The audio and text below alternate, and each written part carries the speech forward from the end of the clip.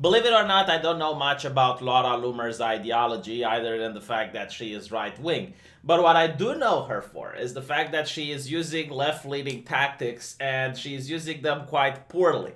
You see, left-leaning tactics work if you have a big group of people. If you only do them with one or two individuals, you look foolish. So let's look at a couple of left-leaning tactics and see how Laura Loomer does them. One of the major tactics that have been done throughout the West is to shut down events. If someone speaks something that you don't like to hear, and there is no way you can confront them and have a debate with them, then just shut down the event via protesting. So here we have in Canada a couple of men's rights activists discussing male suicides, and you have a group of feminists that are going to shut down the event by pulling a fire alarm.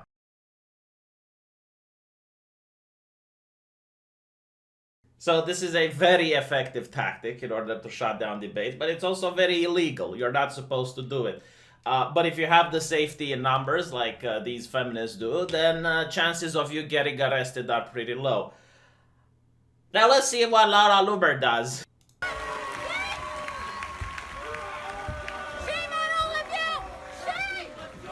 Now, to provide a little bit of context, there was a brief period of time after the US president got elected where a lot of unhinged actors and even a couple of reporters were talking about how they fantasize about assassinating the US president. And most of them got actually a visit from the Secret Service.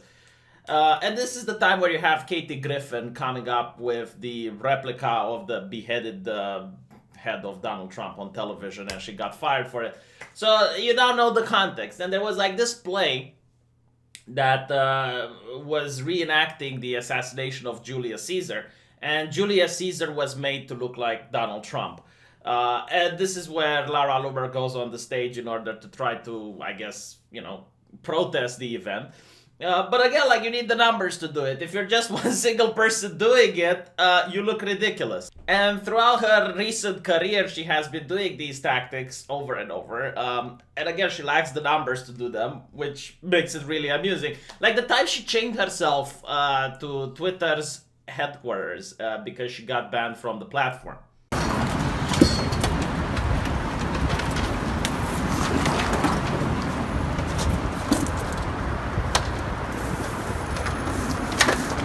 Hey, you're gonna hurt someone! You're gonna hurt someone! You're gonna hurt someone! Stop! We're not trying this.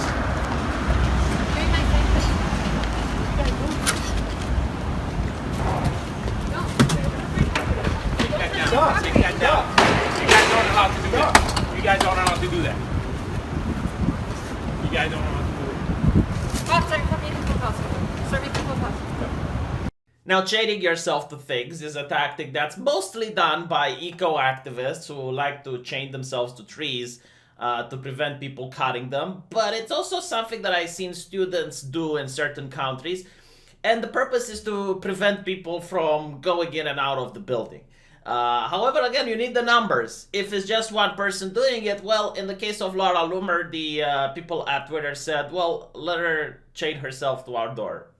It's her right to protest. Then, people would just open the door, Laura would have to move away, and then people would close the door, and Laura would have to go back in. So, I find her to be quite entertaining, but I would never think that she is a dangerous individual. Like, I do not think that the next coming of an authoritarian regime is going to be brought upon by Laura Loomer. Like, if in the future I'll be walking with my kids on the street and I see Laura Loomer coming my way, I wouldn't cross the street because I would think she's a dangerous individual. But apparently Facebook does think that she is a dangerous individual, which is why they banned her off the platform. Now, Facebook is a private company and can do whatever it wants. Which is why I also think we should privatize ICE, so that ICE can be a private company and can do whatever it wants. By the same logic, right? But here's the thing. Can a company defame people? Because I can't defame people. And the answer is no, like defamation is illegal. So Laura Loomer is now filing a lawsuit against Facebook for defamation, saying that they call her dangerous. And if you look at the way Facebook describes people that are dangerous, it's pretty much like the same category with terrorist organizations. And to put Laura Loomer on, come on. Come on! Really, Facebook? Are you really afraid of sleeping at night because Laura Loomer chains herself to the door of the Twitter? But I looked it up, and I genuinely wanted to see if there is a similar case, and apparently, yes, there was a similar case in Germany, where a man on Facebook decided to quote Viktor Orban's opinion on immigrants. Now, Viktor Orban is the Prime Minister of Hungary. Hungary, being in Eastern Europe, is a lot more right-wing than the very progressive and enlightened bastion of light in Western Europe. So his quote, Viktor Orban's quote in Germany, was problematic, and the Facebook moderators decided that that is hate speech. So the man then sued. They didn't sue Facebook because, they banned him. No, they sued for defamation. It's because he said hate speech is illegal in Germany, and you are basically saying that I'm a criminal, and therefore you are defaming me. And what happened with that lawsuit? It never actually went through. Facebook settled.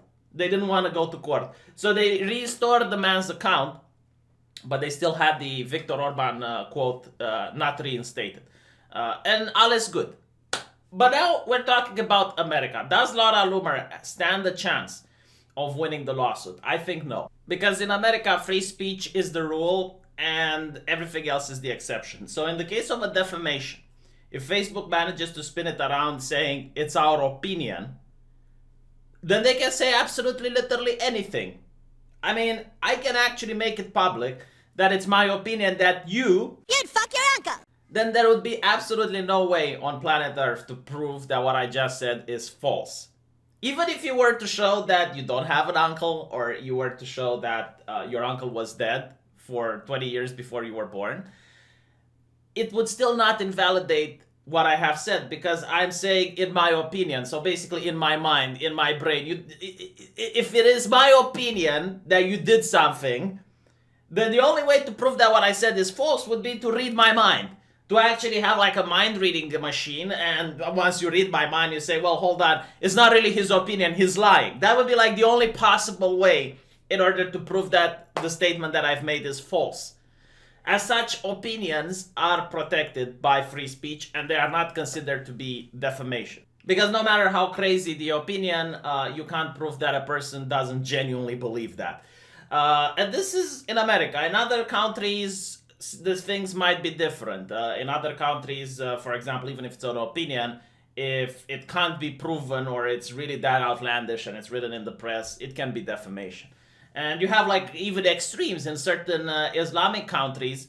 If you say something about a sheikh or a person with a specific high standing in society, even if it's true, in certain cases it might still be defamation. Because you harm that person's honor, which is the most important. Like, the person's honor is more important than the truth.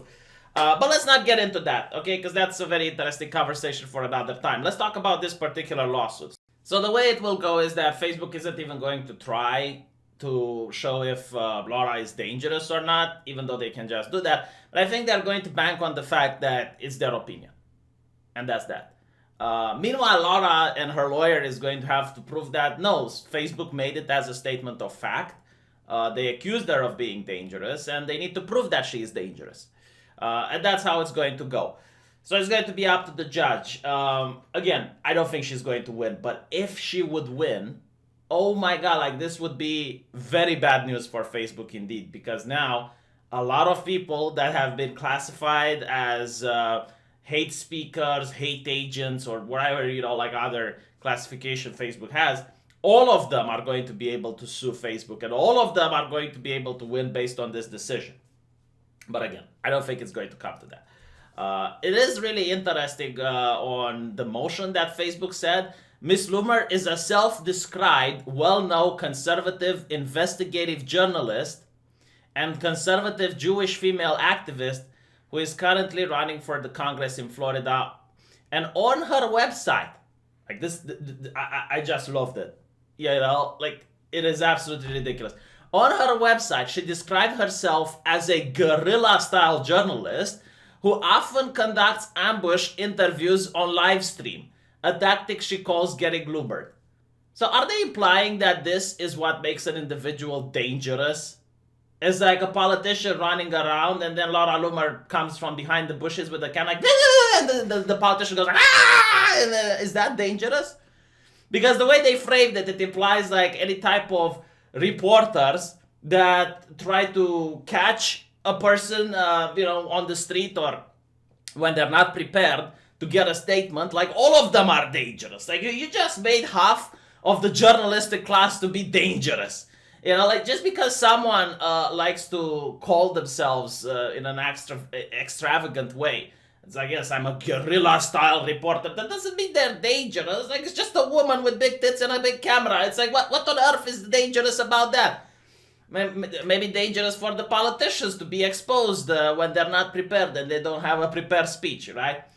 But then Facebook says that she posted it on Instagram, which I find it interesting. Like, what does this have with Facebook? But I guess like Facebook owns Instagram.